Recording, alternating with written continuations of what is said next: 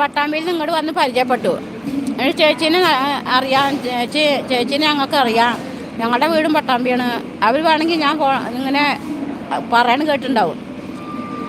എന്നിട്ട് ഇങ്ങോട്ട് വന്നിട്ട് അവർ പരിചയപ്പെട്ടു. എന്നിട്ട് ഭക്ഷണം ഞാൻ ഇങ്ങോട്ട് പോകുമ്പോഴും കൊണ്ടുപോകല്ലേ, അത് പിടിക്കുക, എനിക്ക് ഞാൻ ചേച്ചി കയറട്ടെ. പിന്നെ ട്രെയിനിലാണെങ്കിൽ ഭയങ്കര തിരക്ക്, എവിടെ ഇരിക്കാൻ സ്ഥലമില്ല.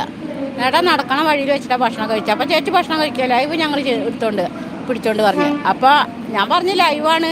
അതിന് ഞാൻ എന്താ ലൈവ് ആയിക്കോട്ടെ, ഞങ്ങൾക്ക് ലൈവൊന്നും പേടില്ല, ഞങ്ങളങ്ങനെ പറ്റിക്കണവരെന്നല്ല പറഞ്ഞു.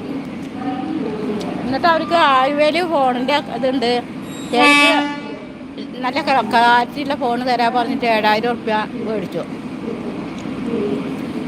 പക്ഷേ സത്യം പറയാൻ 7000 ഉറുപ്യ ഗൂഗിൾ പേ ചെയ്തോണ്ട് ശേഷം അവർ പറയാം, ചേച്ചി ഏതായാലും ലൈവ് ചെയ്യല്ലേ, ഈ സ്റ്റെപ്പിൻ്റെ അവിടെ നിന്നൊന്ന് ലൈവ് ചെയ്യുമോ ചോദിച്ചാൽ. അപ്പം ഞാൻ പറയും, എനിക്ക് പേടിയാണ്, ഇവിടെ തന്നെ നിന്ന് നിൽക്കാൻ പേടിയാണ്. പിന്നെ എന്നിട്ട് അപ്പോൾ കുറേ സ്റ്റെപ്പിൻ്റെ അവിടെയാണ്.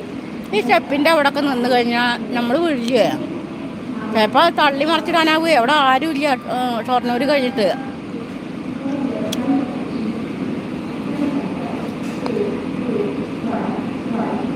അപ്പോൾ ഫോണിലത്തെ പൈസയും കിട്ടി, മേല് കൊടുക്കണ ആഭരണങ്ങളും കിട്ടി, ഫോണും കിട്ടി.